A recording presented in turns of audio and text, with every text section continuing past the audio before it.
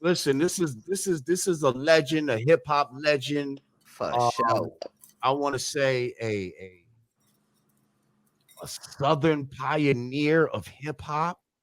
Um, this is a old friend of mine. Rest in peace to my brother Pimp C. These guys, man, we gonna get into it, man. Like Word. we go back. But anyway, ladies and gentlemen, it is a privilege to bring my brother to the Godcast, Bun B, ladies and gentlemen. All right. There we go. Thought y'all lost me for a Yo. minute. How's everybody doing tonight? Man, Good, Jeez. man. Happy New Year's, brother. Likewise. Thank y'all for having me. Thank y'all for having me. Word. thank you for being here, brother. How are you? I'm good, man. I've been wanting to be on the show for a minute, Jamar. So I'm glad a window opened up for me. You know, So I'm enjoying the Godcast. it be crazy to me sometimes that people even be knowing, like, Yeah. I just started this shit, just, you know what I mean? Like, you be hoping it gets to a certain level, but like when it really starts to get there and people that you respect, like, yo, I fuck with the Godcast, like, for real? Like, you know, yeah, I watched it. Word. Like, Yo. that's kind of crazy. Yo, Yeah, I like the banter. The last time I saw Bun B, we were at the Oddities Festival, Dave Chappelle in Houston.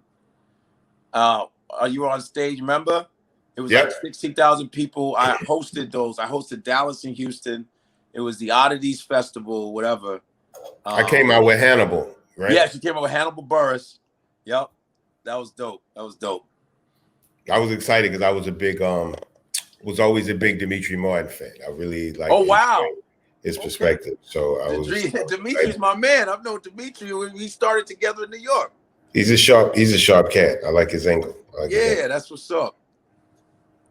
So you too. I mean, no disrespect. You too. I mean, you're master impressionist. You know what I'm saying? The conscious comedian. That's my name for you. You're the conscious comedian.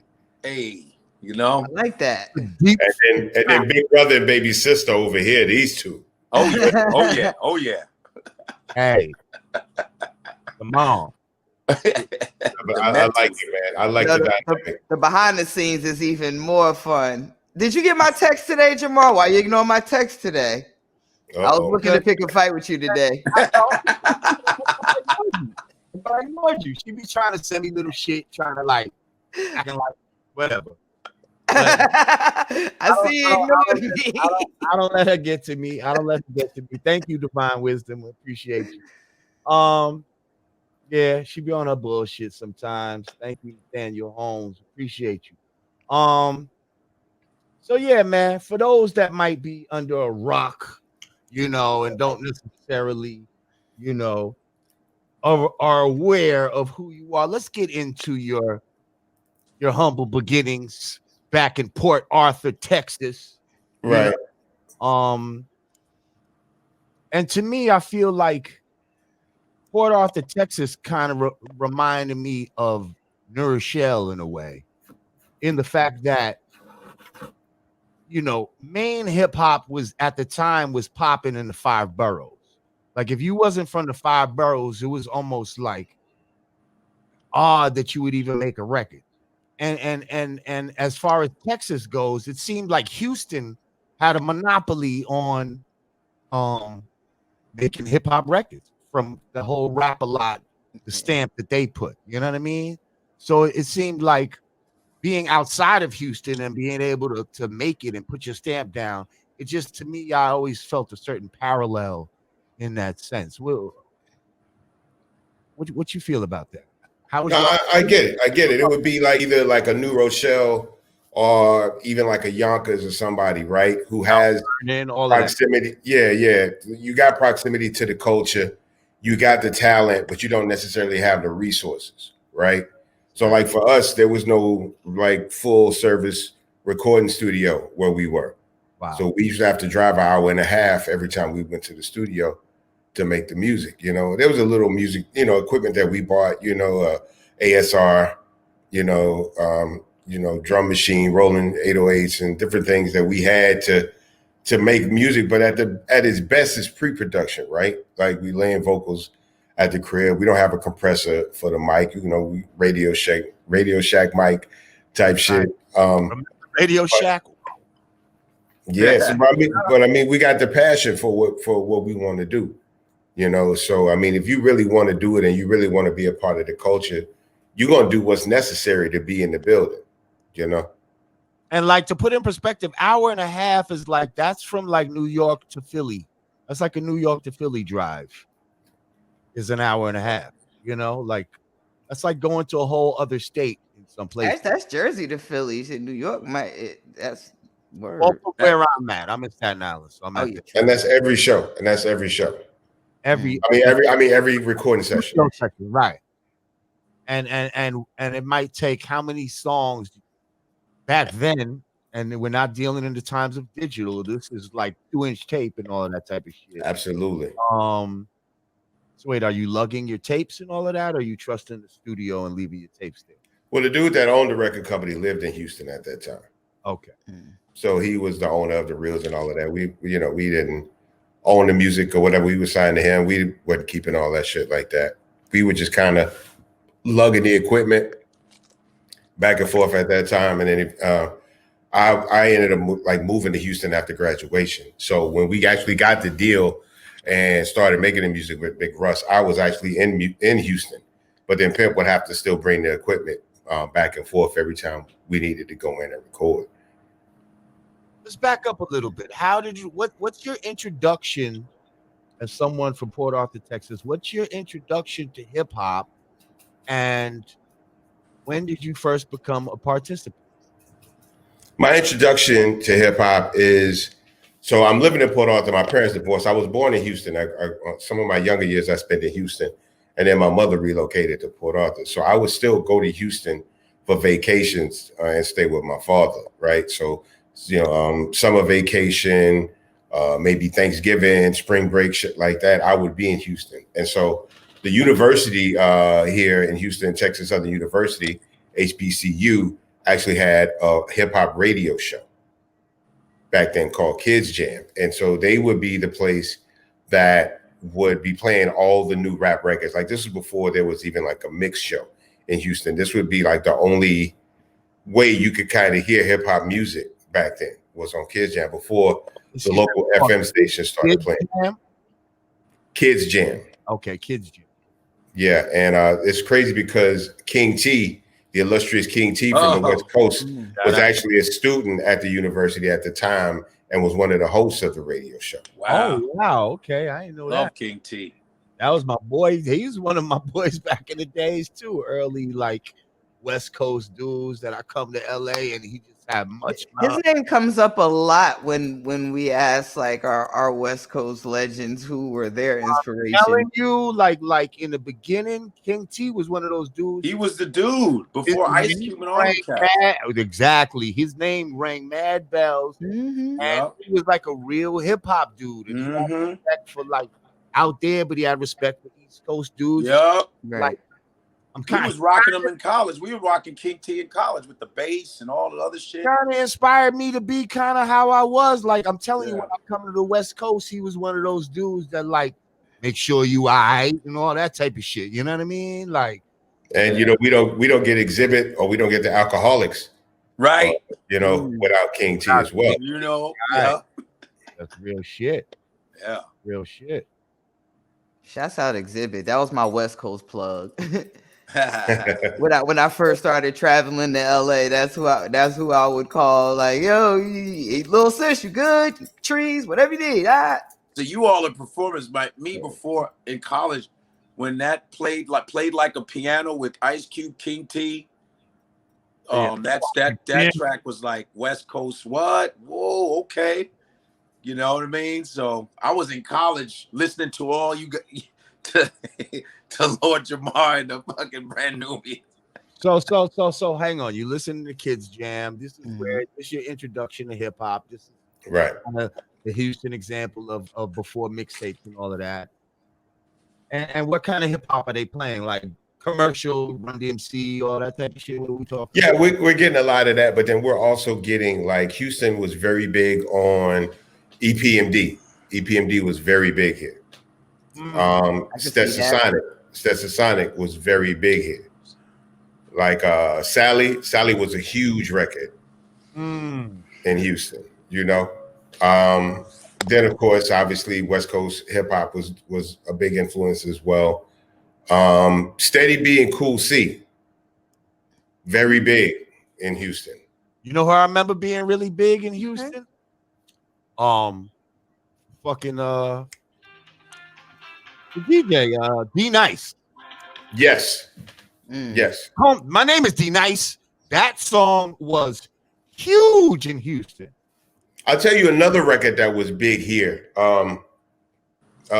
Before he was the RZA.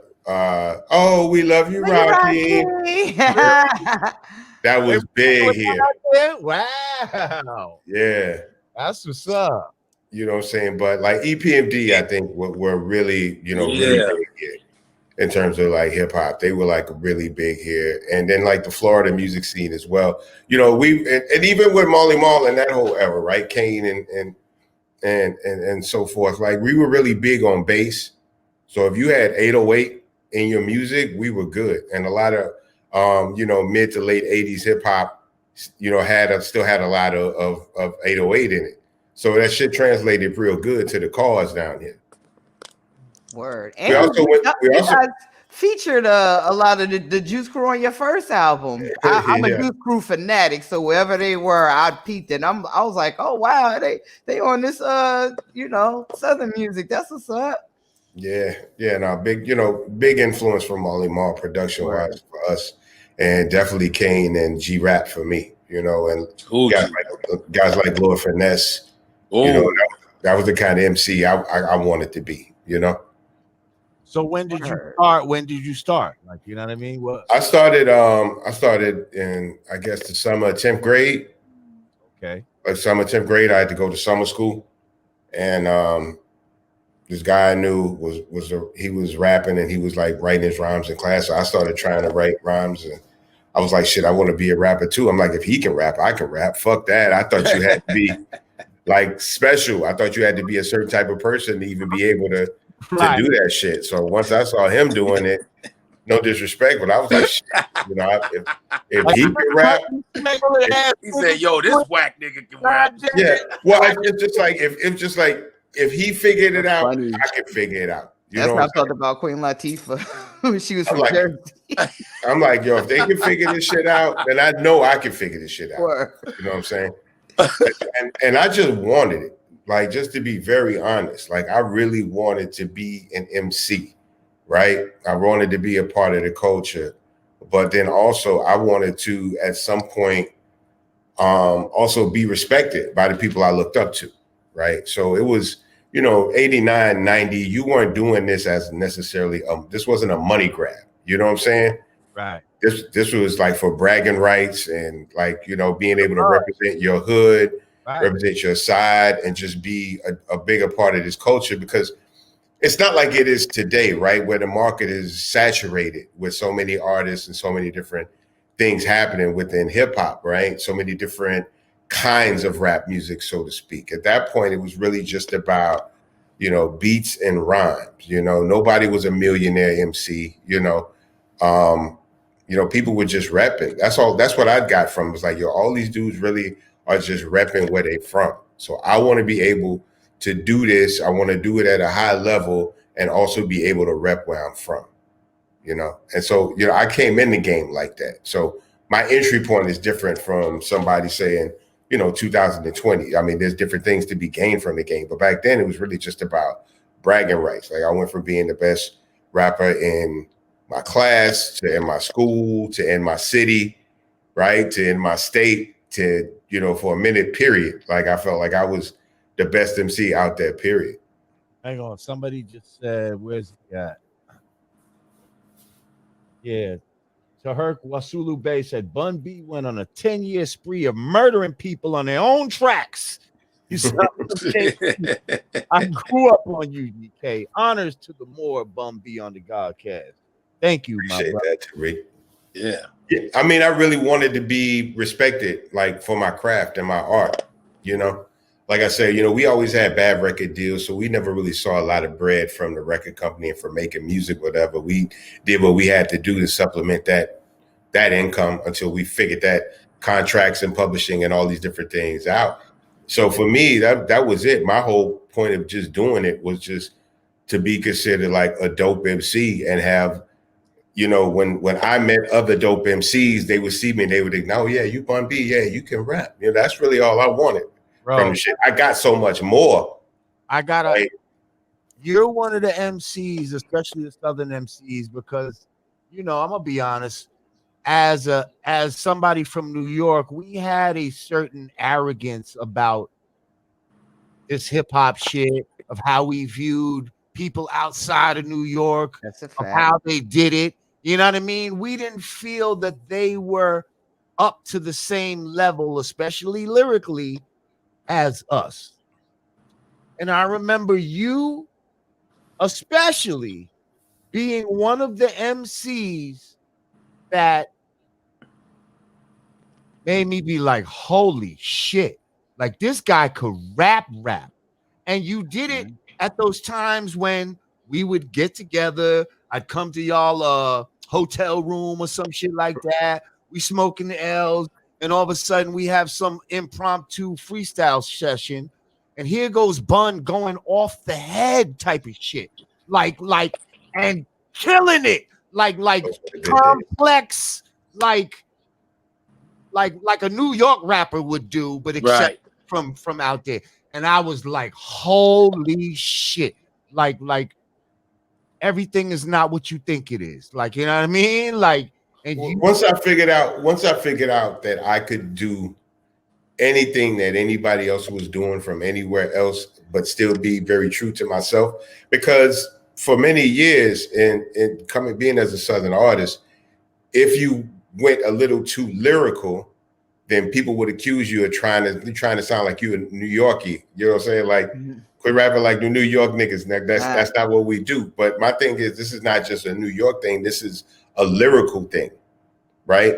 Because everybody from New York ain't a lyricist, right? That's a big misconception. Everybody from New York is not about skill and talent and technique and wordplay and metaphors and all these different things that we do to try to give people a great experience when they listen to the music. Some people respect the art form and try to execute it in a high level. And some people just here for, for flex, for clout, for cap, you know what I'm saying? And all that type of shit. So I always wanted, whenever MCs would look at me and see me, they could listen to my music and know that I was actually really out here trying to be like a real MC, trying to bust niggas ass on the mic. Like, for me, like, I figure if you're making good music, the money's gonna eventually come, right? So just try to make the best music you can make. And if you're making the best music you can make, one way or another, there's gonna be some revenue for you, So just sit back, be patient, and until you get that spot, just keep tearing their ass up, because somebody's watching. I know somebody's watching.